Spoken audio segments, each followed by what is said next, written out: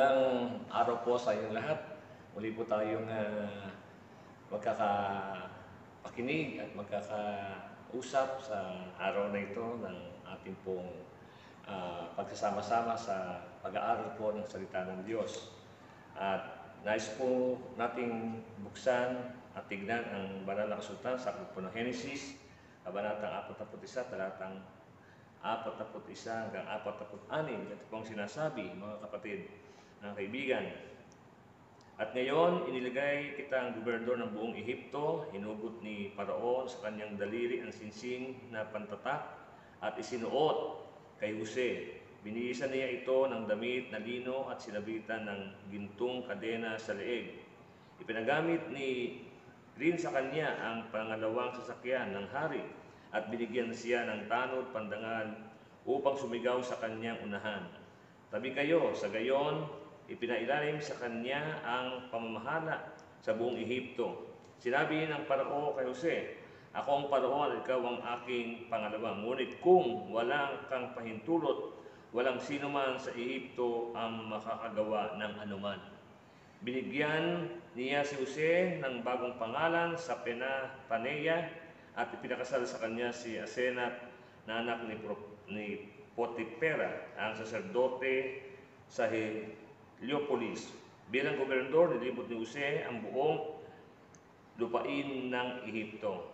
30 taon si Jose nang magsimulang maglingkod sa Paraon. Pagkaalis niya sa harapan ng hari, nilibot niya ang buong Ehipto. Pinagpala po ng Diyos ang pagkakabasa ng kanyang salita. Ating pong pamagkatan ang ating pong pinakinggan at binasa ang mga talata na The Dreams Comes True. Mga kapatid, lahat po tayo ay may pangarap. Lahat po tayo ay nagnanais na maging maganda ang ating kahihinatnan o kalalagayan sa mga pangarap na nais po nating matupad. At totoo po, si Jose na napabilang po sa opisyalis ng Paraon ay nakita natin ang kanyang katagumpayan. At kung ating pong babalikan ang kanyang mga buhay, ay nakita po natin ang isang bahagi ng kanyang pangarap na sinasabi niya ito sa kanyang mga kapatid at maging sa mga magulang na siya'y darating sa panahon na ang mga kapatid niyang ito ay lalapit sa kanya at luluhod sa kanya. At iyon ay isang bagay na ipinahintulot ng Diyos upang makita ang kaganapan ng pangarap ni Jose sa harapan ng kanyang mga kapatid. At dito po sa ating binasa ay nakita po natin yung kaganapan ng kanyang pangarap. Dahil po sa pasimula ay alam natin kung ano ang naging buhay ni Jose sa kanyang mga kapatid at dumating sa siya ay napabilang sa mga katulong ni Potiphar at siya po ay nabilanggo bahagi ng kanyang karanasan sa buhay bago dumating ang mga pangarap na iyon na kanyang sinasabi. At doon ay nagkaroon po ng pagkakataon na ang pangarap na ipinipaliwanag ni Jose sa mga kakakwa niya bilanggo na lingkod din naman ng hari ang tagatikim ng alak at maging ang tagagawa ng tinapay, ay nagkaroon ng pagkakataong ito ay nangarap sa loob ng bilangguan at ito ay naipaliwanag ni Jose ang mga iyon. At dahil doon, ang tagagawa ng tinapay ay naibalik sa pwesto at iyon ang naging paraan o daan para maiharap si Jose sa Paraon. At doon nagpasimula ang tunay na buhay ng Jose na may pagbabago at nagkaroon ng unti-unting kaganapan yung kanyang mga pangarap na binabanggit at sinasabi sa kanyang mga kapatid.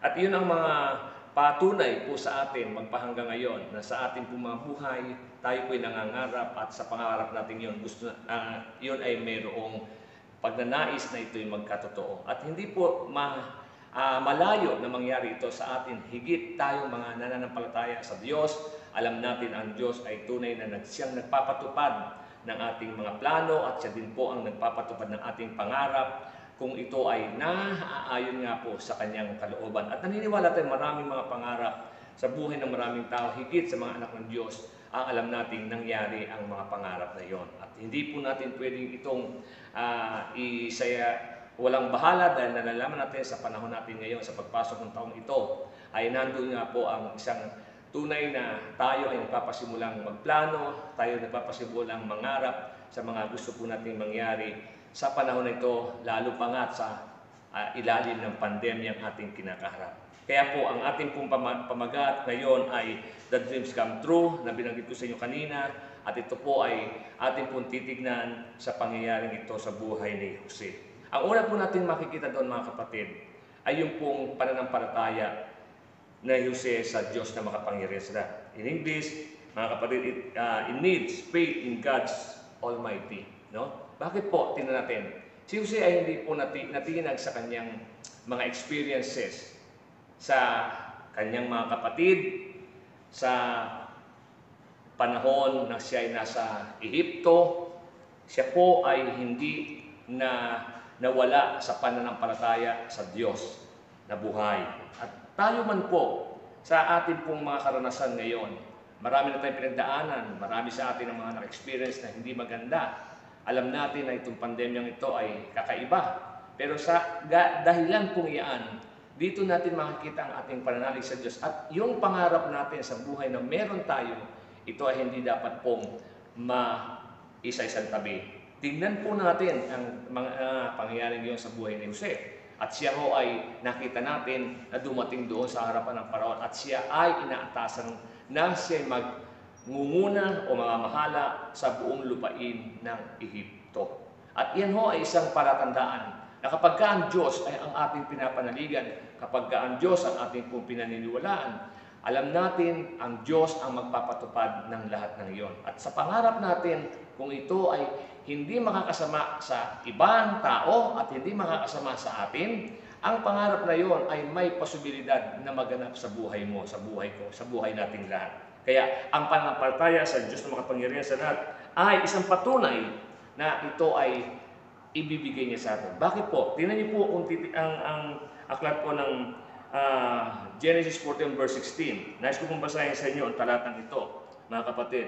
Ang sabi po dito sa magandang Marina Biblia ay ito, hindi po sa akin galing ang katugunan, sabi ni Jose. Ang Diyos po lamang ang nagbibigay ng katugunan. Yung pong kanyang binanggit dito ay bagay na pagpapatunay na ang Diyos ang nagbibigay. So, ibig sabihin mga kapatid, sa ating pong pangarap, sa ating pong pananampalataya sa Diyos, ang Diyos ang makapagbibigay sa iyo, sa akin, at sa ating lahat. Katulad po ng ginawa ni Jose sa kanyang mga kapatid, nakita natin na ito ay hindi naman niya ginantihan ng masama.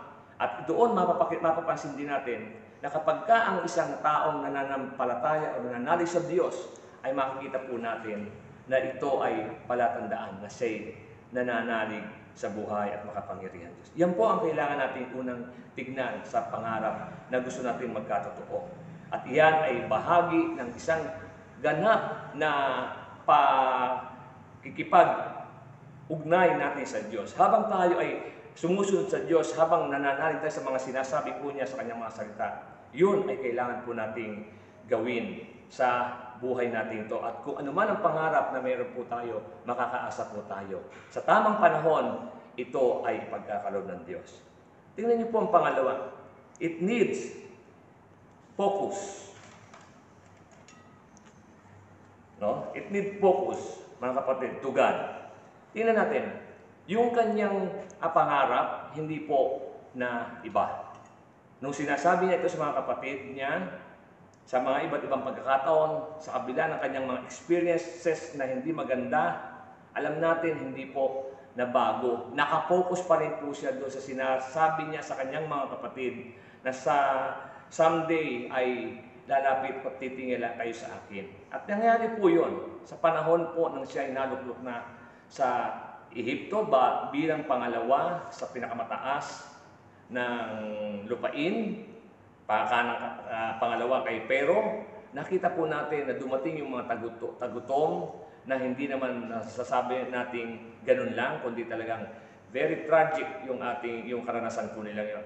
Dumating po na nawala ng mga mga butil, pagkain ng mga bansang sa bahaging iyon. At saan sila nakasumpong ng pagkain? Di ho ba sa Ehipto? At yung bagay na iyon na pinapakita po sa atin, mga kapatid, tandaan, hindi po nabago yung focus ni Jose. At doon nga nakita nalaman natin na dumating yung panahon na lumapit ang mga kapatid na ito. Sa unang pagkakataon ay hindi siya nakilala at nalaman nila yung mga kaganapan ng mga buhay ni Jose. At iyan ay bagay na kung saan ay nakapokus si Jose doon sa kanyang pangarap. No? Kaya tayo man din, mga kapatid, sa buhay natin ito, hindi tayo mag-iiba. Kung ano yung pangarap na meron ka, meron ako, meron tayo, fokusan natin yon. Huwag natin ibahin. As long na God will allow those things to happen, makikita po natin yon sa takdang panahon. Dahil ang sabi ng Diyos, kung tayo ay tatawag sa Kanya, siya ay tutugon. Di po ba? Kaya ang isang napakalaking bagay na gusto kong ibahagi din sa inyo, yung po sinabi ni Anthony Robin, no? Sabi niya po niya, focus is what you where to go and not on what you fear. No? Yun daw focus natin. Dapat kung saan tayo patungo, kung saan tayo pupunta. At hindi dapat doon sa takot na kung saan nahihandihan sa ating maaaring katabi o sa ating paligid. Kaya tayo ngayon, mga kapatid, ay hindi dapat magbago doon sa ating pong dreams na kung meron o anuman ito na ikagaganda ng buhay mo, ikauunlad ng buhay mo, ikagaganda ng iyong relasyon, ikagaganda ng iyong sambahayan, ikagaganda ng iyong negosyo, ikagaganda ng iyong trabaho. Just focus on it. Bakit? Sapagkat ang Diyos ay pumapanig doon sa mga magandang hangad natin na hindi makakasama para sa atin at para sa ibang tao. Isipin natin, mga kapatid, kung saan tayo patungo, yun ang ating pupukusan. Yun ang ating hindi yung matakot tayo sa mga mangyayari. Kasama natin ang Diyos. At kung kasama natin ang Diyos, sabi nga ng Biblia, if God is with us, who can be against us? Kaya mga kapatid, isang bagay yan na tayo ay dumadating sa mga pagkakataon at sitwasyon na minsan ay hindi natin maintindihan. Pero just keep on focus. Sabi nga ni Jesus, di ba, keep focus on the author, no? And that is Jesus. At ang sabi niya, tayo ay sinasabihan at tayo ay magkaroon ng tunay na pagtingin sa may akda. At siya ang may akda ng buhay. Siya ang may akda ng ating kinabukasan. Kaya, yan ay isang napakalaking pagpapaalala po sa atin. Ang pangatlo po ay yung pong firmness. It needs firmness.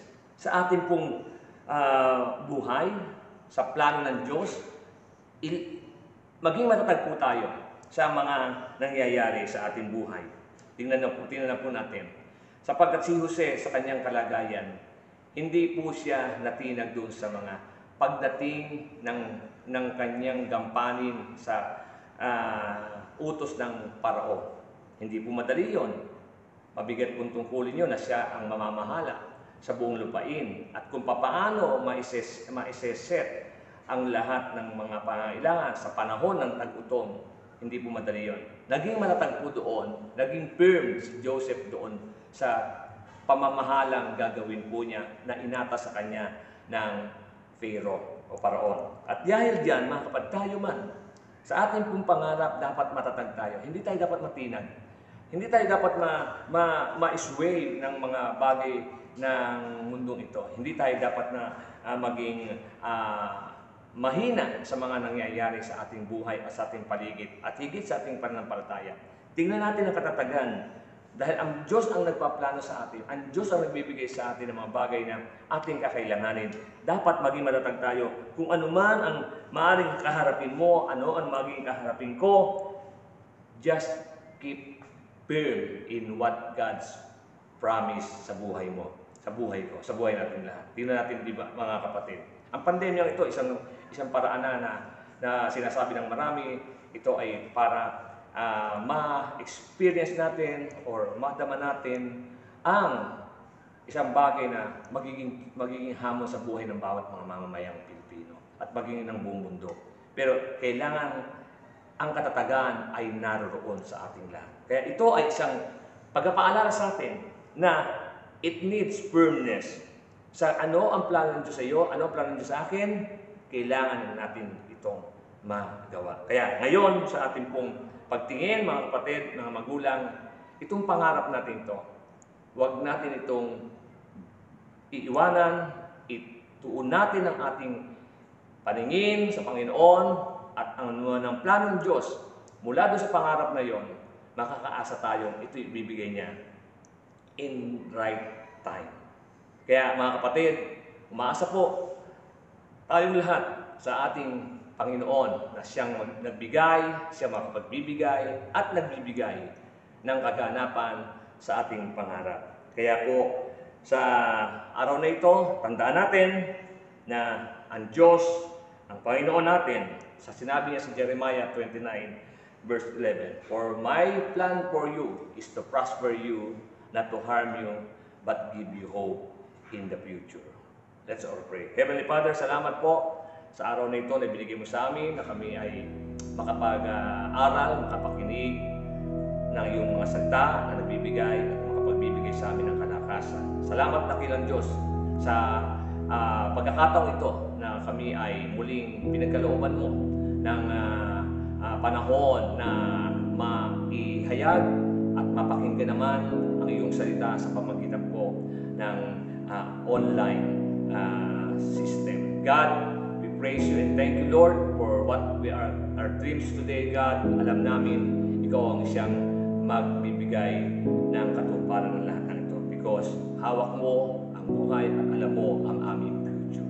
Salamat po sa iyo and we pray for all the listener, we pray for all the viewers, Panginoon, to bless them and guide them and protect them, O Lord God, with the power of the Holy Spirit. We give you all the praise and all the glory, O God, in Jesus' mighty name.